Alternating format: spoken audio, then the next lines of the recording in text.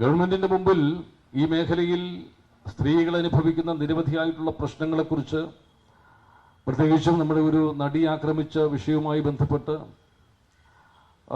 അതൊരു വലിയ ചർച്ചയാവുകയും ഗവൺമെന്റിന്റെ മുമ്പിൽ WCC പോലുള്ള സംഘടനകൾ ഇവരൊക്കെ ഈ മേഖലയിൽ വലിയ ഒരു വലിയ ഇടപെടലുകളാണ്, അതൊരു സാമൂഹിക ഇടപെടലുകളാണ് അവരൊക്കെ നടത്തിയത്. അതിൻ്റെ അടിസ്ഥാനത്തിലാണ് ഇങ്ങനൊരു റിപ്പോർട്ട്, ഇങ്ങനൊരു ഹേമ കമ്മിറ്റി എന്ന് പറയുന്ന ഒരു ജുഡീഷ്യൽ കമ്മീഷൻ എന്നോ കമ്മിറ്റി എന്നോ ഒക്കെയുള്ള പദപ്രയോഗങ്ങളിൽ ഇതിപ്പോൾ നമ്മൾ പറയുന്നുണ്ട്. അത് എന്തു തന്നെ ആയിക്കോട്ടെ, കേരള ഹൈക്കോടതിയിൽ നിന്ന് വിരമിച്ച ഏറ്റവും പ്രഗത്ഭയായിട്ടുള്ള ഒരു ന്യായാധിപയെ ചെയർപേഴ്സണാക്കിക്കൊണ്ട് മലയാളത്തിൻ്റെ മഹാനടി പ്രിയപ്പെട്ട ഉർവശി ശാരദ ഉൾപ്പെടെ വളരെ ഉത്തരവാദിത്വമുള്ള വ്യക്തിത്വങ്ങൾ അതിനകത്ത് അംഗങ്ങളായിട്ടുള്ള ഒരു കമ്മിറ്റി സർക്കാർ രൂപീകരിച്ചു. അത് തീർച്ചയായിട്ടും ഏറ്റവും മാതൃകാപരമായ ഒരു നടപടിയായിട്ട് തന്നെയാണ് നമ്മൾ കാണേണ്ടത്.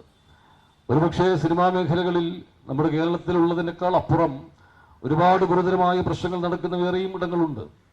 അതുകൊണ്ട് നമ്മളിവിടെ ഇത് കാണുകയല്ല.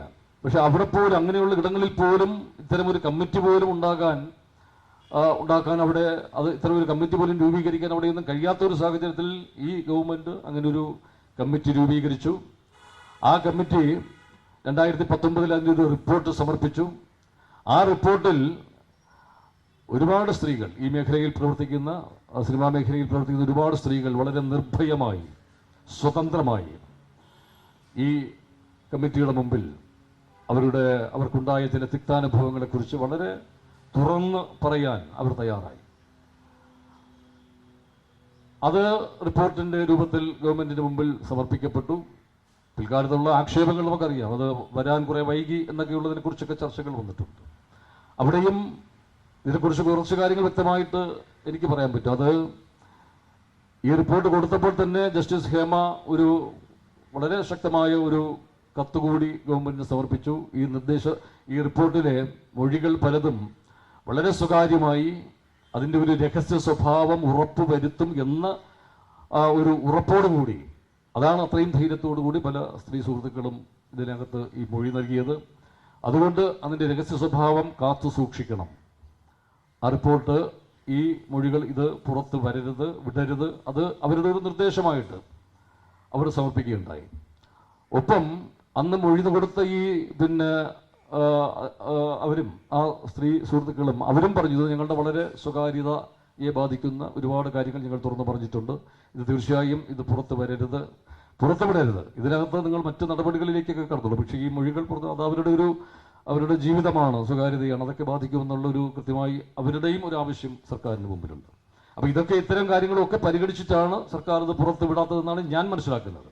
പക്ഷെ പിന്നീട് വിവരാവകാശ കമ്മീഷന്റെ വിവരാവകാശ പ്രവർത്തകർ അതിനു വേണ്ടിയിട്ട് പോവുകയും വിവരാവകാശ കമ്മീഷന്റെ ഒരു ഉത്തരവ് ഈ പറഞ്ഞതുപോലെ ഇത് ഒരുപാട് പേരുടെ സ്വകാര്യതകളെ ബാധിക്കുന്നതാണ്. സ്വകാര്യത എന്ന് പറയുന്നത് ഒരു വ്യക്തിയുടെ മൗലികമായ അവകാശമാണ്, അത് സംരക്ഷിക്കപ്പെടണം.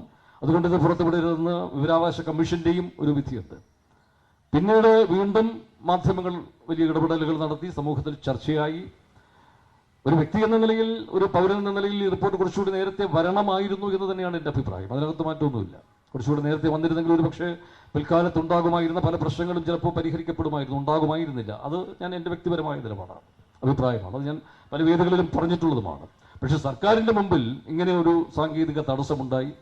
പിന്നീട് വീണ്ടും വിവരാവകാശ പ്രവർത്തകരുടെയൊക്കെ വലിയ സമ്മർദ്ദത്തിൻ്റെ ഒടുവിൽ വിവരാവകാശ കമ്മീഷൻ തന്നെ പിന്നീട് ഒരു വിധി വന്നത് ഈ സ്വകാര്യതകളെ ബാധിക്കുന്ന ഭാഗം ഒഴിവാക്കിക്കൊണ്ട് ഈ റിപ്പോർട്ട് വേണമെങ്കിൽ പുറത്തുവിടാം, ആ സ്വകാര്യതകളെ സംരക്ഷിച്ചുകൊണ്ട് എന്നുള്ളതിൻ്റെ അടിസ്ഥാനത്തിൽ വിധി വന്നു.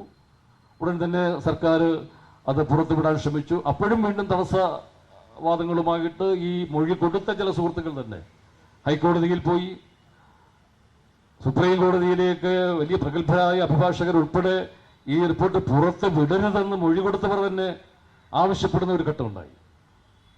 അങ്ങനെ വീണ്ടും ഒരു ഡിലേ ഉണ്ടായെങ്കിലും സർക്കാർ ഇത് സധൈര്യം പുറത്ത് വിട്ടു എന്ന് തന്നെയാണ് ഞാൻ കരുതുന്നത്. അവിടെ കുറച്ച് ഈ പേജുകൾ മാറിയതിനെ കുറിച്ചൊക്കെ നിങ്ങൾ അഭിപ്രായ വ്യത്യാസങ്ങൾ സമൂഹത്തിലുണ്ടാവും. പക്ഷേ സർക്കാരിന് മുമ്പിൽ അത്തരം ചില വിലക്കുകൾ അല്ലെങ്കിൽ അത് ഉണ്ട് എന്നുള്ളതൊരു വസ്തുതയാണ്, അത് നമ്മൾ കാണാതിരുന്നു കൂടാതെ. അതെന്ത് തന്നെയായിരുന്നാലും ശരി, റിപ്പോർട്ട് പുറത്തു വന്നു. അത് ഈ സമൂഹത്തിലുണ്ടാക്കിയ ഒരു വലിയ ചലനമുണ്ട്. പ്രത്യേകിച്ചും അത് സിനിമാ അതാണ് ഞാൻ ആദ്യമേ തുടക്കത്തിൽ പറഞ്ഞത്. അത് സിനിമാ മേഖലയിൽ മാത്രം ഒതുങ്ങി നിൽക്കുന്ന ഒന്നല്ല. അത് ഈ സമൂഹത്തിലാകെ സ്ത്രീകൾക്കൊരു വലിയ ഉണർവും തങ്ങളുടെ അവകാശങ്ങളെക്കുറിച്ച് തങ്ങളുടെ അധികാരങ്ങളെക്കുറിച്ചൊക്കെ സ്ത്രീകൾക്കൊരു വലിയ ബോധ്യമുണ്ടാക്കാൻ ഈ റിപ്പോർട്ടിലൂടെ കഴിഞ്ഞു. അത് തന്നെയാണ് കേരളത്തിൽ ഈ റിപ്പോർട്ടുണ്ടാക്കിയ ഒരു വലിയ മാറ്റം. പക്ഷെ അതുകൊണ്ട് സ്ത്രീകൾ പൂർണ്ണമായും ഈ സമൂഹത്തിൽ സുരക്ഷിതരാണെന്നോ അവരിവിടെ നിർഭയമായി ജീവിക്കാൻ അവർക്ക് ഇത് കഴിഞ്ഞു വരുന്നു എന്നൊന്നും ഞാൻ അവകാശപ്പെടുന്നില്ല. സ്ത്രീകളുടെ അവസ്ഥ ഇപ്പോഴും നമുക്കറിയാം. രാത്രികാലങ്ങളിലൊക്കെ ഒറ്റയ്ക്ക് പുറത്ത് നടക്കാൻ ഒരു സ്ത്രീക്ക് കഴിയുന്ന ഒരു അവസ്ഥ വരുമ്പോൾ, അല്ലെങ്കിൽ അതുപോലെയൊക്കെയുള്ള അത്രയേറെ സ്വതന്ത്രമായി നിർഭയമായി ഒക്കെ നടക്കാൻ പറ്റുന്ന ഒരു അവസ്ഥ ഉണ്ടാകുമ്പോൾ മാത്രമാണ് ആ ഒരു സുരക്ഷിതത്വം ഉറപ്പുവരുത്തുന്ന അവസ്ഥയിൽ മാത്രമാണ് നമുക്ക് സ്ത്രീകളെക്കുറിച്ച് അങ്ങനെ ഒരു സാമൂഹ്യ അവസ്ഥ തന്നെ ഇവിടെ സംജാതമായി എന്ന് നമുക്ക് പറയാൻ പറ്റുന്നത്.